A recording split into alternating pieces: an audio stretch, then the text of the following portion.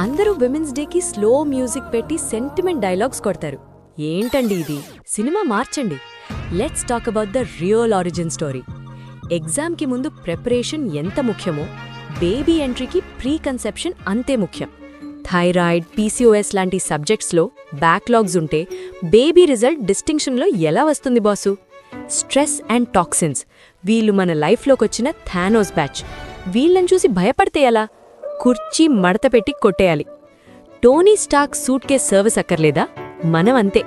Body system కరెక్ట్గా ఉంటే baby output ఆటోమేటిక్గా స్టేట్ ఫస్ట్ ర్యాంక్ రేంజ్లో ఉంటుంది.